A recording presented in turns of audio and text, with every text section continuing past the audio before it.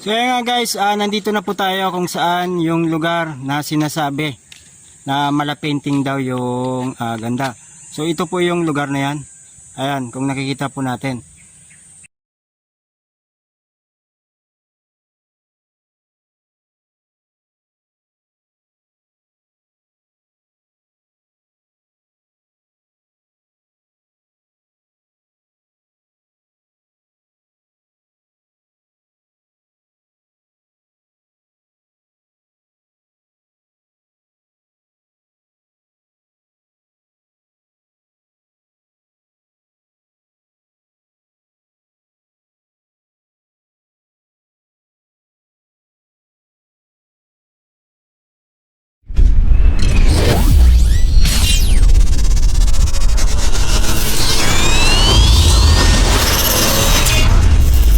The good one.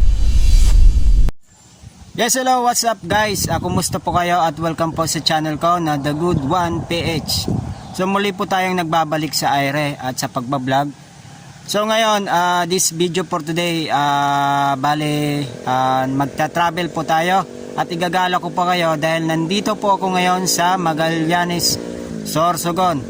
So pupuntahan po natin yung sinasabi nilang malapainting daw na isang lugar kung saan dito nga sa Barangay Kaditaan, Magallanes, Sorsogon.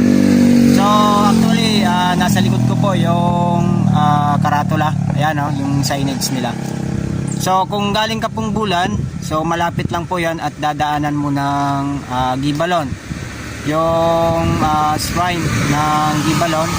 So mamaya maya ipapakita ko din sa inyo kung ano ba yung itsura ng Gibalon. So actually ngayon muna ay ipapakita ko sa inyo yung malapainting daw na isang lugar kung saan nakakawala ng stress o pagod pag nakita mo ito. So mapipil mo yung para kang nasa ibang bansa. So alamin nga natin kasi sabi daw ng iba kapag sisikat daw yung araw, lalo na po yung madaling araw, pag nakita mo yung isang lugar na yon, akala mo ginuhit. So mapapatunayan po natin yan at dito nga yan sa Magallanes, Sorsogon para sa travel vlog po natin. So sa mga hindi pa po naka-subscribe sa aking channel, so please subscribe na po at para updated po kayo sa aking mga bagong video. So yan na muna. So yan nga guys, nandito na po tayo kung saan yung lugar na sinasabi na malapainting daw yung ganda. So ito po yung lugar na yan. Ayan, kung nakikita po natin. So bali nandito po ako sa highway. So ayan po yung service ko, nasa likodan ko. So pasensya na po mga The Good One kasi nga hindi tayo nag-cover o nag-shot ng video. Lalo na po dun sa travel ko po habang nagmamaneho. Kasi nga mag-isa lang po ako dito. Bali galing po ako ng sentro ng Magallanes. So pauwi na po ako ng Bulan. So dinaanan ko lang po itong sinasabi nilang malapainting. So kung titingnan po natin lalo na po ganitong tanghali, so napakaganda, so nakakawala ng stress. So ngayon bali lilibot ko po kayo at papakita ko po sa inyo at lalapitan po natin ng mas maigi yung lugar. So tara, samahan niyo ako. So ayan guys, bali kung makikita po natin ayan po.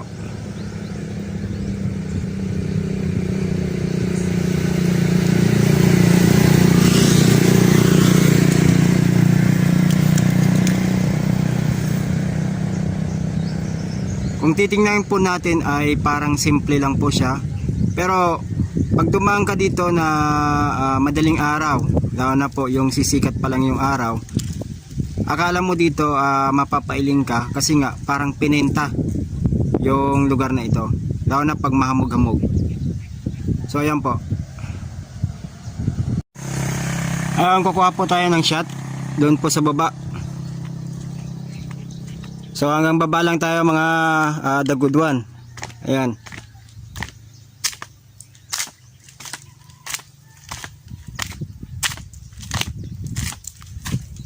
Sa mga hindi pa po nakapag-subscribe sa aking channel, so please subscribe para updated po kayo sa aking mga video at syempre hit na rin yung notification bell. So ayan po.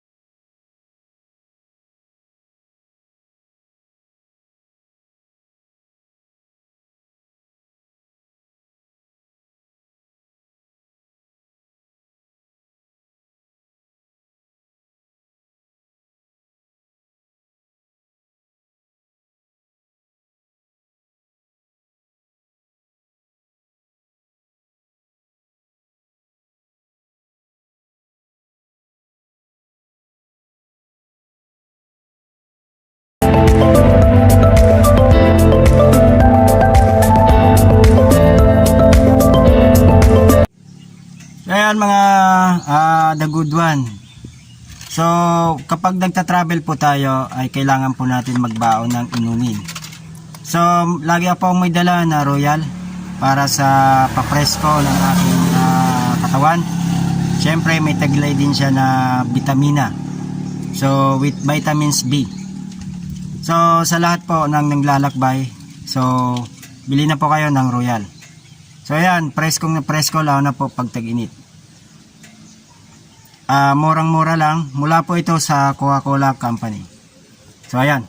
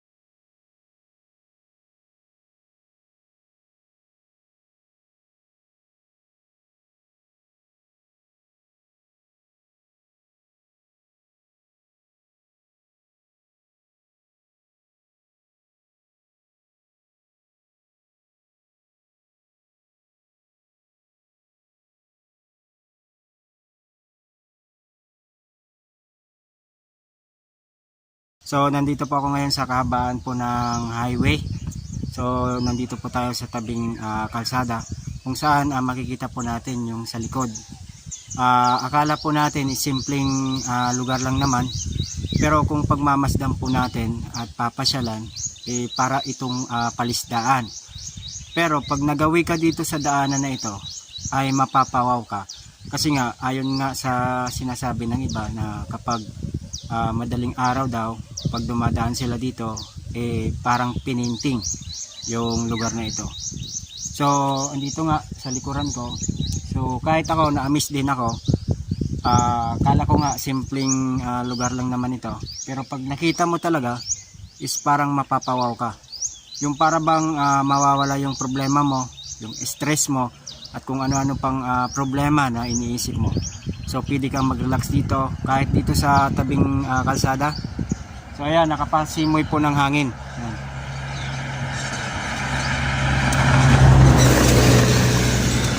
Ayan, kung titingnan po natin, yung napaka ganda lang po dito. Kasi may mga tumubo na mga halaman, may iba't ibang kulay yung dahon. So, makikita po natin dun sa malayo na medyo kulay yellow, pero yung iba naman ay nagkukulay orange at yung iba naman dilaw. So pag hinalo-halo mo yan, siguro ko pag nasisikatan ng araw, lalo na pag madaling araw, ito yung nagke-create na parang mala painting. So dito sa lugar na ito, lalo na sabi daw nila, lalo na pag mababa yung hamog, so parang pininting daw ito. Guys, bale masaya ako kasi nga nakabalik tayo ulit sa pagbablog. At lalong-lalo na po, bale first time ko rin na makalabas ng lugar at makapunta dito sa Magallanes para mag-vlog. So sa susunod po mga The Good One, marami po tayong lalakbayin. At lalong-lalo na po pag-aaralan yung mga lugar na yon about sa kanilang mga history, yung tourist spot, lalo na po sa mga mahilig po mag-ala at mag-travel. So hanggang sa susunod po natin mga The Good One. So abangan nyo po ako at subaybayan yung aking mga video para i-travel ko po kayo saan man sulok ng Sorsogon, saan man sulok po ng Bulan, at lalo na po yung karatig po na lugar. Dito lang po yan sa The Good One PH. Hanggang sa muli,